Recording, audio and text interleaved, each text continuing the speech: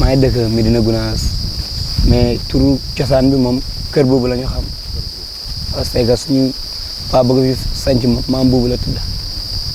mais il y a deux gounass daa njëkk sanc beneen dëkk gounass fee si séeréer yi kër boobu après bu séeréer yi ñëwee si la toxu su fii mu ñëwaat sanc fii moom moo ñu andi fii waaw briques yi de ñii ñoo ko liggéey suñu création la gisoo si kàmb yi la ñuy gas pour mën a am brique am sa kees ñoo def amul nag benn yoon ciment c'est que suñu suuf bi day compacté boo bàyyi xel sax suñu dëkk li ci ëpp loolu la brique yi la ñuy def mooy suñu dëkkuwaay moom la ñuy tabaxee nawet souvent sax nga jël ci suuf bu ñuul bi mu ngi nekk si ginnaaw fii boobu noonu ngay jël nga raaxee ko ndox bi mënul si dara suuf bi c'est que brique bi daa dëgër nawet ñun de heure bii nii moom yàlla def na amuñu beneen business dañuy bay nawet bi yëpp noor bi ñu mujjee tëdd loolu rek moo nekk suñu faible ñun dañuy bay gerte suna mboq ak bësi même beneen sax dañ koy bay tout ça. lan mooy différence bësi ak beneen. bësi moom daa nekk mooy pepp bu weex bi noonu beneen nag moom pepp yi daa sew lu sew la waaw beneen bi moom pour diw lay jëriñ noonu nga def si diw ak yeneen mais bësi bi moom dañ ci def cere même jur bi ngay béyee ne da ci lekk ay fas yeeg yooyu noonu et puis bësi bi moom yàquwul benn yoon c'est que boobu noonu dañ koy jël ñu def si ay saket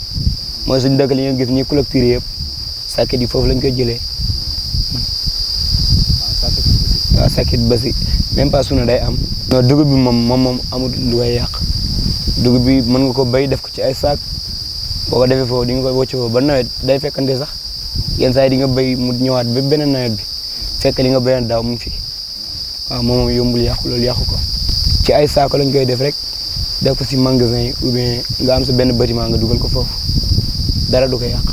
ñun kay li si ëpp moo tax sax gars yi dañu koy tooñee nee nañu ñun ay Gambien lañu bu ñu liggéeyee fii ba amatuñu beneen liggéey lii la ñuy def sax yenn saa yi ngir mën see jaay ay briques toog si dëkk bi nii bu loolu weesoo amuñu beneen liggéey ñu dem Gambie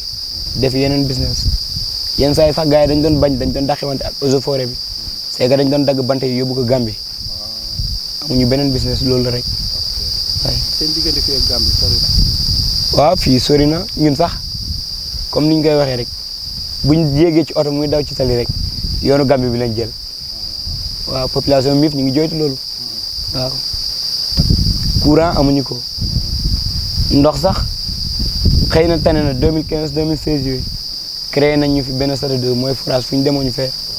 foofu moom loolu tane na heure bi mais commune bi yëpp sax amagul am na gox bi fooy dugg dañuy wëgg ba léegi pour nandal seen nay ak jur gi yëpp daal jeunesse bi ñu daal buñu naan mbéy boo xasee ba jeex comme ni koy gars yi di waxee rek ko lu golo xam bootee doomam loolu la ku nekk day jël sa yoonu bopp yenn saa yi sax dañuy organiser ay tournois nawetaan yi waa foofu xaalis na fi dugg tuuti am yeneen yooyu mais amul beneen business boo xamante ni moyen ak mbéy ñun moom loolu amuñu chance boobu amuñu ko waaw. macha allah dëkk bi moom wax dëgg na am na ay kilifa diine am na fi sax ñu jàng ay nasaraan ñëw diriger commune bi Séga jàng moom macha allah am na solo kay jiite ci jumaa ja ne alxuraan la jàng tey bu ñu naan gàmmu Gounass Alxaaji Saliou Kan moo ko liggéey te képp ko fi gan ku ne ko boo ñëwee dinañ la teral waaw macha allah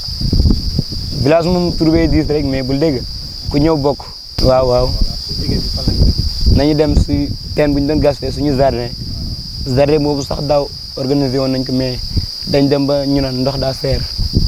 loolu moo tax ñu dem ba foofu.